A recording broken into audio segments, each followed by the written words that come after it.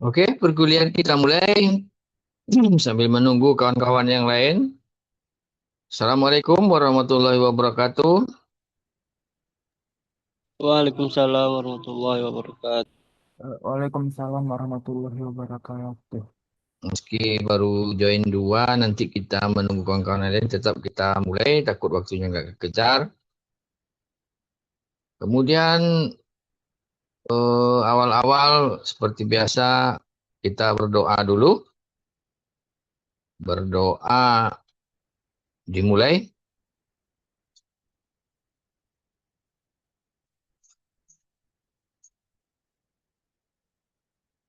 Berdoa selesai.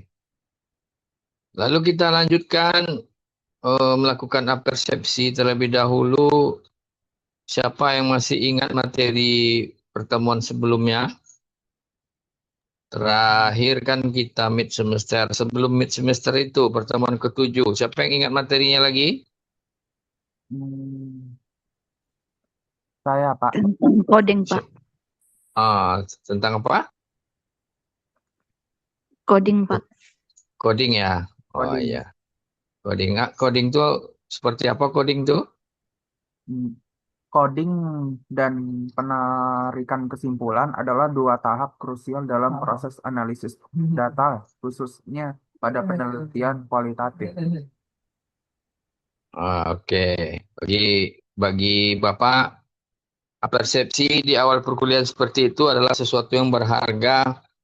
Jadi kita menapak ke pelajaran selanjutnya, kita seakan-akan menginjakkan kaki lagi. Oh ya, kemarin ada coding. Nah, berarti minggu ini atau perkuliahan selanjutnya yang ke-9 ini, apalagi kan gitu.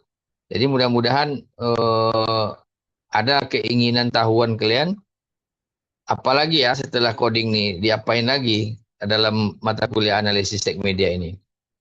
Oke? Tapi sebelum kita masuk perkuliahan, Bapak akan memberitahu dulu capaian pembelajarannya, yaitu CPL-nya. Mahasiswa mampu menganalisis materi empiris. Jadi mau tidak mau, ya inilah prosedur kita dalam perkuliahan. Ada kelihatan?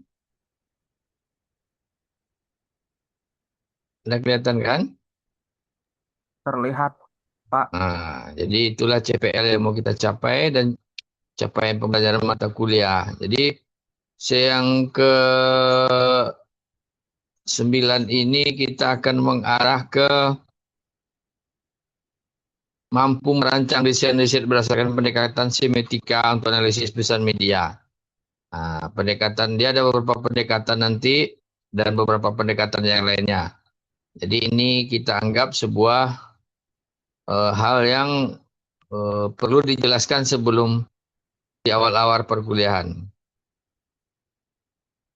Kemudian eh, untuk materi, nanti Bapak share di grup. Silakan perhatikan ini dulu. Cukup kita perhatikan di Zoom dulu. Nanti materinya silakan baca setelah perkuliahannya. Karena nanti kalau bersamaan pula sekarang scroll materi pula, nanti tertindih-tindih dia. Oke? Untuk materi yang selanjutnya kita akan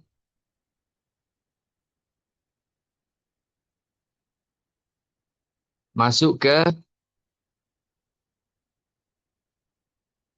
analisis semiotika. Apa? Analisis semiotika. Ini menjadi hal yang eh, penting dalam analisis tech media, analisis semiotika ini. Jadi untuk tahap selanjutnya ada beberapa materi nanti yang memang bisa kita lihat di buku atau link buku yang Bapak berikan nanti. Dan juga ada beberapa materi nanti bisa kita tengok di PowerPoint ini.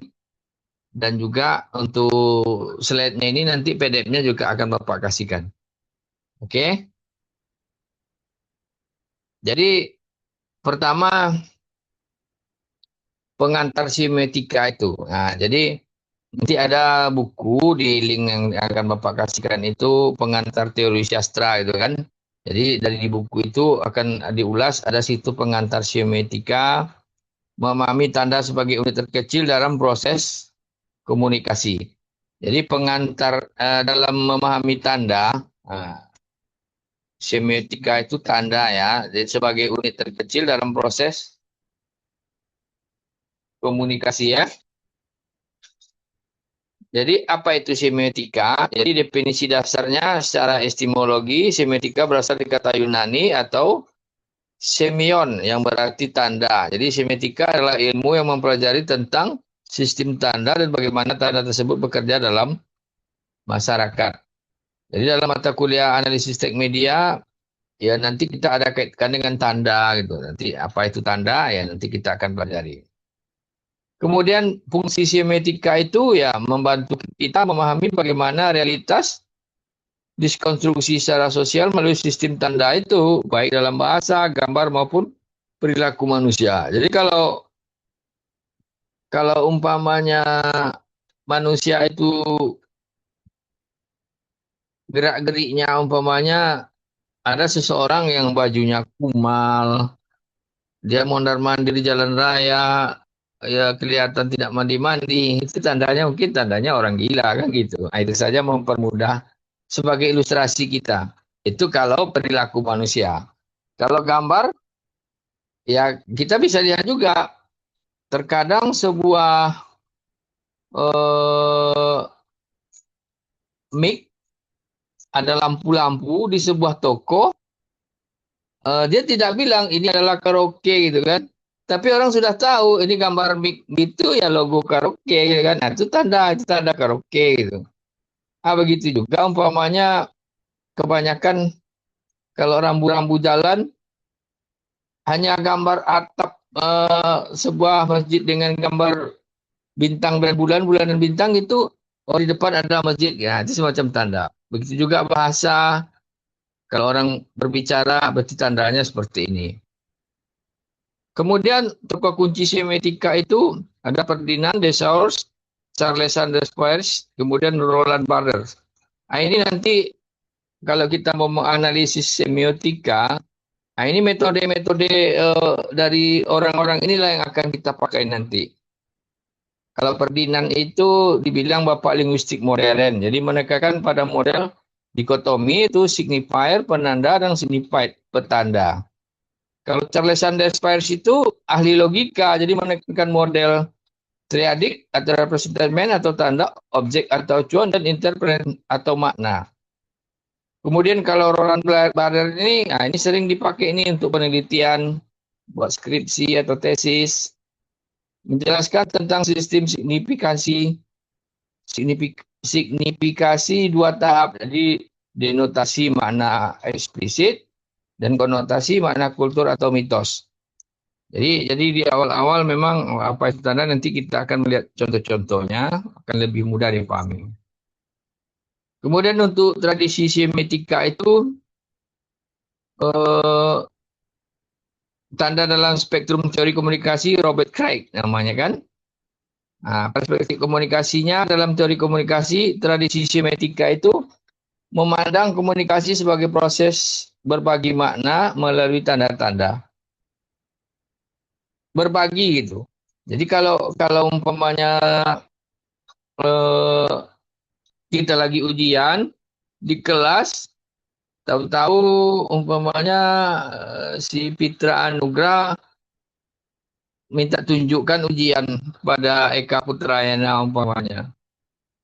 Dari mimik wajahnya Eka agak cemburut gini gitu. Berarti tandanya apa? Tandanya Eka nggak mau ngasih jawaban atau nggak mau ngasih contoh. Itu contoh ya. Begitu juga umpamanya Fitra suka sama bunga Citra Lestari. Itu akan ada tanda-tandanya. Kalau bunga Citra Lestari itu umpamanya mau gitu, itu kelihatan tandanya. Jadi tanda mencakup segala sesuatu yang dapat mewakili sesuatu yang lain. Mulai dari kata-kata, gerak tubuh, hingga simbol-simbol abstrak dalam media massa. Termasuk di media. Nah, jadi kalau ada umpamanya nanti pemberitaan dan yang lain-lain di televisi, menceritakan sebuah kejadian, ya kalau umpamanya orang udah ngupdate di media sosial ya, panjang antrian di SPBU Jalan Bintang umpamanya, tanda-tandanya apa itu? Jadi bisa jadi BBM langka gitu kan. Nah, itu kan sudah menunjukkan tanda-tanda. Itu tanda. Jadi ada semacam semiotikanya. Banyak lagi contoh yang lain. Kemudian kalau semiotika itu juga identik dengan sebuah film. Film itu juga alat komunikasi. Jadi kalau orang bertanya film itu kemana masuknya ya dalam keilmuan, itu maksudnya ke komunikasi. Film itu semacam pesan, nanti diputar, ditonton orang. Ya, apa maksud pesan film itu? Itulah dia yang akan diterima oleh penontonnya. Itu bagian dari komunikasi. Jadi perkenalan dengan film itu, film sebagai sistem semiotika yang kompleks dan multidimensional. Kompleksnya di mana? Ya di sana ada alur ceritanya, di sana ada karakter tokohnya, di sana juga ada pengenalan tokohnya, sampai nanti pengenalan, ada konflik segala macam, ada klimaksnya dan juga ada penutupnya. Dan termasuk yang multidimensi itu penggunaan sound system yang bagus dalam sebuah film itu sehingga enak didengar. Terkadang kalau kita hanya buat rekaman untuk kepentingan medsos kita, kadang audionya tidak bagus, itu juga terkadang kurang menarik.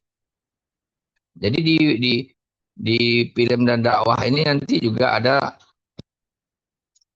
bisa kita pelajari lebih banyak, nanti link bukunya Bapak kasih ya. Kemudian itu film sebagai tanda itu.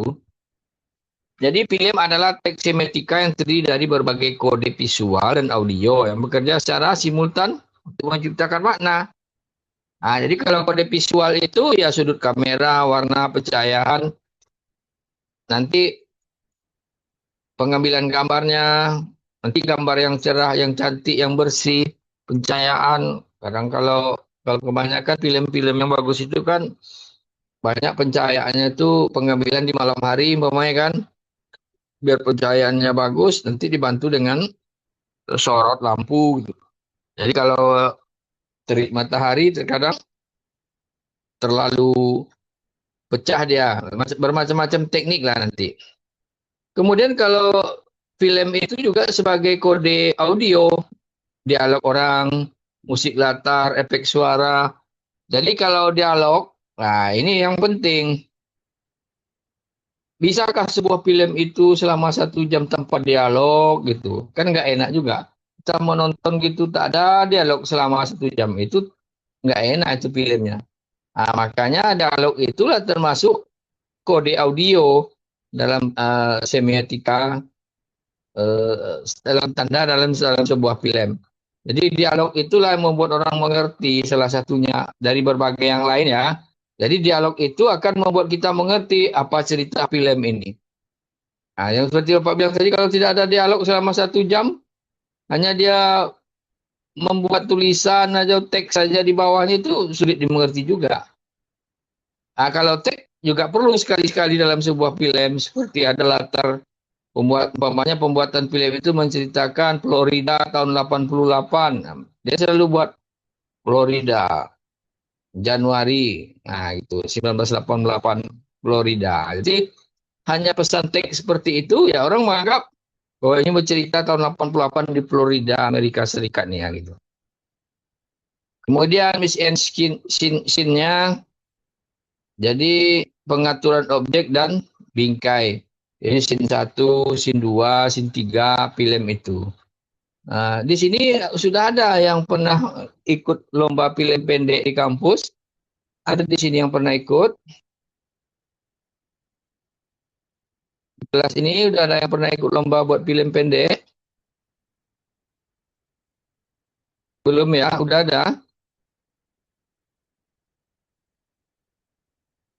Oke.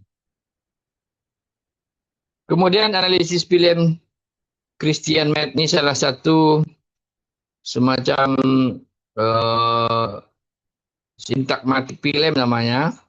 Jadi menyangkut hubungan linear antara elemen gambar, urutan shot atau adegan, bagaimana potongan gambar disambung, editing, atau membentuk narasi yang utuh. Kemudian paradigma film itu, paradigmatiknya menyangkut pilihan elemen yang digunakan dibandingkan dengan alternatif lain yang tidak dipilih. Misal, memilih close up daripada long shot. Kalau umpamanya kebanyakan itu konten-konten kreator kita, kadang-kadang audionya sudah bagus.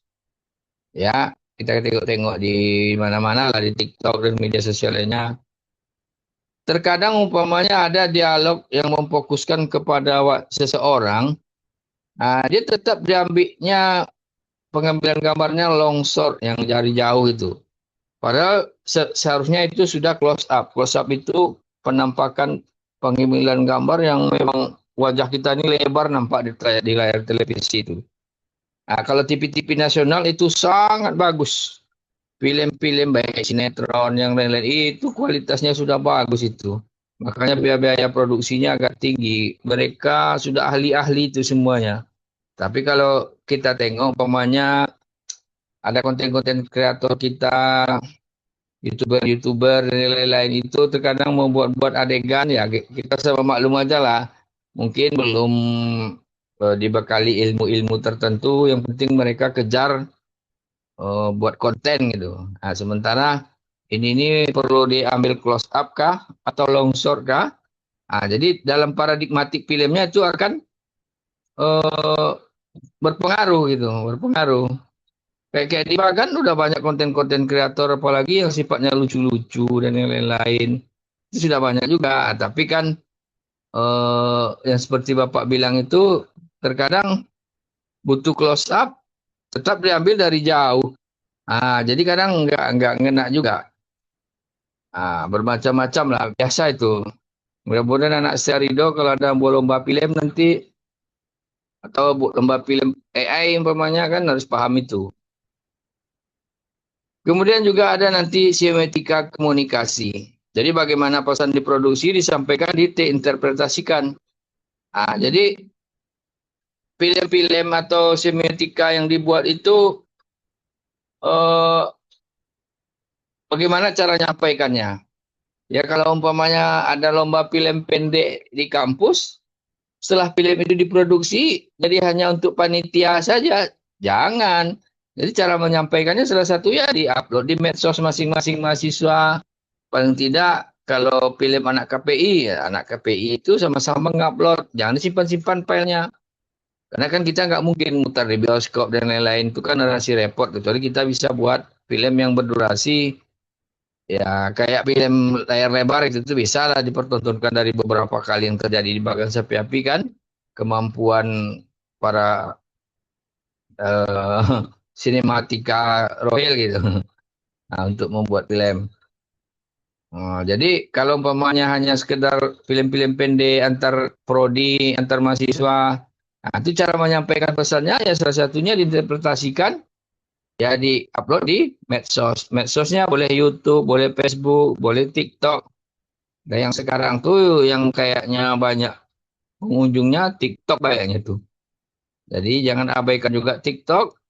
TikTok juga semacam media sekarang yang mulai memegang kendali dan mulai memimpin kayaknya penyampaian atau mengkomunikasikan sesuatu. Oke? Kemudian proses signifikasi komunikasi. Jadi elemen komunikasi itu kan pesan. Jadi ada situ fungsi semiotiknya, hasil interpretasinya.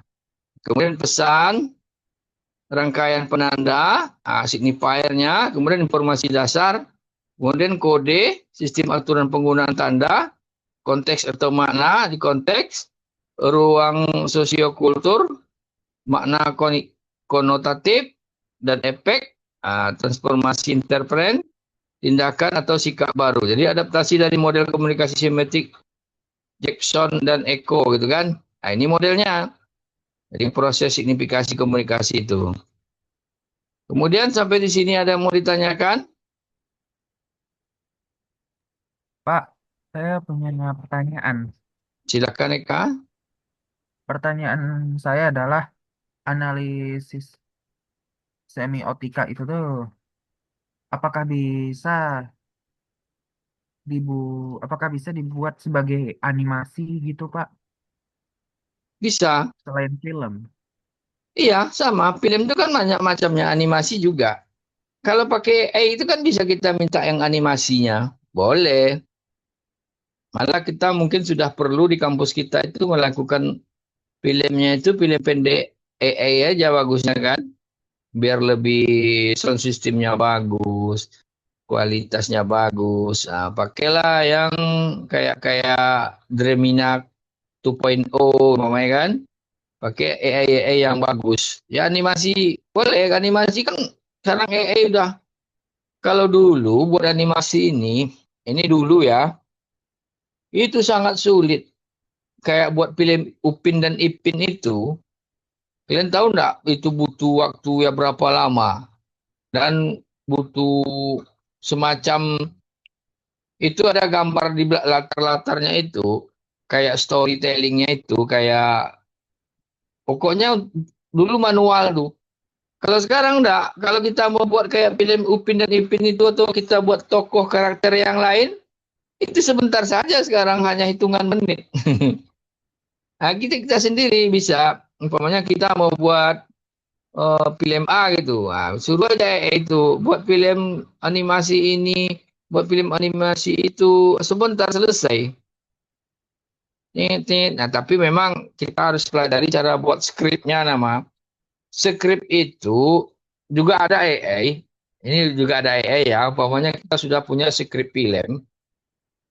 Mulai dari scene 1 sampai selesai. Kita ketik di Word. Diminta di Word misalnya. Dia suruh upload Word itu saja. Nanti selesai sama dia film itu langsung. Itu kan hebatnya. Jadi orang mengerti semacam skenario-nya saja. Dari awal sampai akhir gitu. Sampai scene berapa. Pengambilan gambar. Nanti tapi itu kayaknya berbayar. Jadi memang kalau yang gratis-gratis ya analisis panjang seperti itu nggak mau dia minta bayar memang itu. Jadi apabila kita bayar memang kan nanti dia bisa buat film kita itu sendiri gitu. Makanya kalau umpamanya dibanding lomba film pendek AI umpamanya itu satu hari aja bisa menyiapkan film, nggak beberapa film itu. Lalu diperlombakan, itu lebih bagus lagi ketimbang buat film pendek, aktornya mahasiswa harus syuting lagi, kadang ke taman kota, kadang ini, kadang itu, mengumpulkan orang lagi, biaya bensin lagi, wah repot. Kalau sekarang sudah ada AI ya sudah, yang penting kita punya keahlian buat skripnya, buat semacam skenario-nya. Tapi pelajari juga skrip atau skenario yang bisa dipahami oleh AI itu lebih cepat seperti apa, itu kita harus tahu. Jadi jangan sembarang ketik saja nanti dia nggak sesuai yang kita inginkan.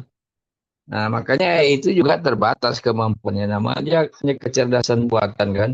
Yang kita maksud tuh mungkin dialognya seperti ini, animasinya. Tahu-tahu nanti jadinya seperti itu. Jadi nggak akan sama. Ya kayak bisa. Ada lagi yang mau tanyakan silakan.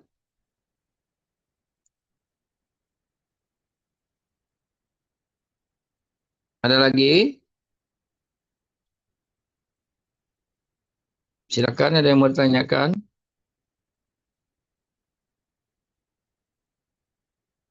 Yaitu Bapak sudah memberikan contoh ya yang relevan dengan konsep yang diajarkan.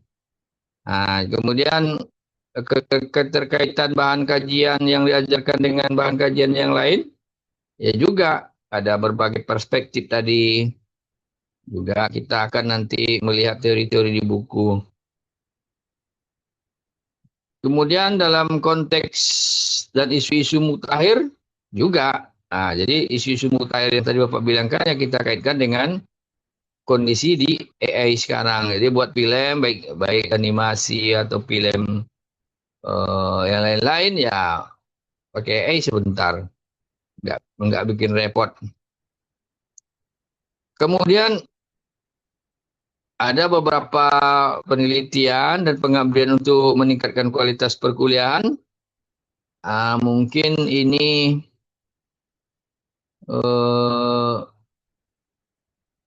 kita cari saja nanti.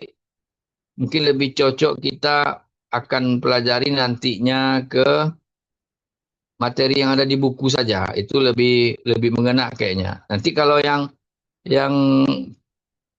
yang eh, hasil pengabdian ini, hasil penelitian dan pengabdian untuk meningkatkan kualitas perkuliahan ini, nanti kita akan berupaya hari ke hari akan kita lengkapi dan akan kita terus cari bahan-bahannya. Kemudian dalam perkuliahan ini, analisis semiotika ini, Bapak juga harus masukkan perspektif moderasi beragama dan integrasi keilmuannya. Ya, sepertinya seperti ini. Kalau kita mau buat film-film animasi atau lomba film pendek, mungkin lebih baik karena kita kampusnya Sekolah Tinggi Agama Islam Ar-Ridho dan kita juga mengarah kepada komunikasi dan penyiaran Islam. Mungkin sebaiknya film-film pendek yang akan kita perlombakan atau kita buat itu umpamanya mengarah ke penyiaran Islam. Jadi penyadaran masyarakat tentang pentingnya beribadah, tentang hal-hal kurban, umpamanya waktu dekat ini kan orang mau kurban, kan masih banyak juga masyarakat yang masih kurang tahu kurban itu seperti apa gitu. Kemudian banyak hal-hal yang perlu bisa kita buat film di AI itu untuk kepentingan penyiaran Islam. Jadi dalam konteks moderasi beragama, umpamanya kita bisa membuat film kita dengan agama lain itu harus rukun gitu. Dan tidak boleh ada pertentangan-pertentangan yang bisa mengakibatkan gesekan-gesekan. Jadi tunjukkanlah situ dalam film itu bisa saja untuknya sepertinya ada pertemanan antara agama A dengan agama B. Meskipun kita berbeda agama, kita tetap bersatu dan tidak boleh ada pertentangan.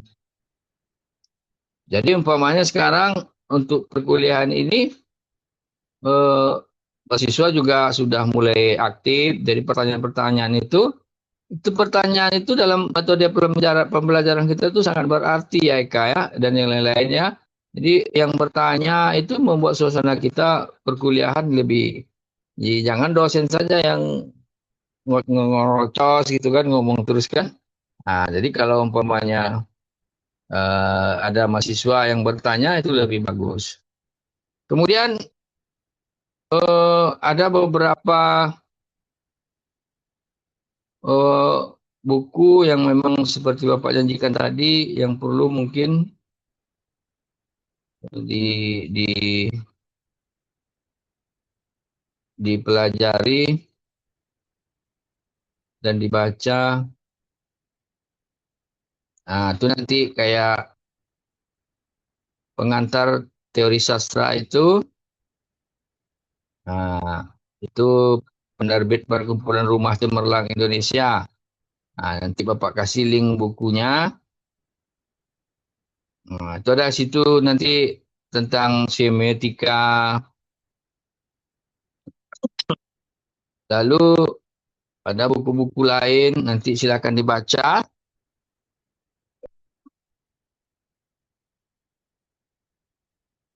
Buku lain lagi, umpamanya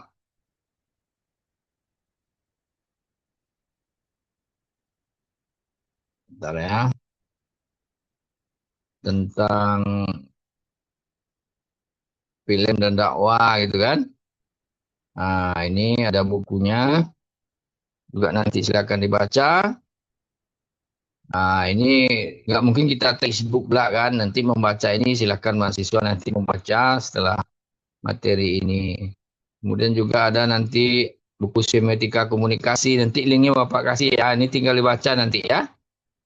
Lalu ini di 2 menit terakhir, karena ini waktu Zoom-nya terbatas, jadi kita perlu melakukan refleksi atau membuat simpulan. Jadi kesimpulannya apa? Siapa yang bisa? Bisa buat simpulannya bentar? Siapa yang bisa buat kesimpulan? Ada yang bisa buat simpulannya bentar? Jadi ada analisis semiotika itu. Ada yang bisa buat simpulannya? Ini waktunya udah mau habis. Enggak, Bapak aja yang lanjut. Oh, Pak, kok. saya punya, Pak. Silakan. Tim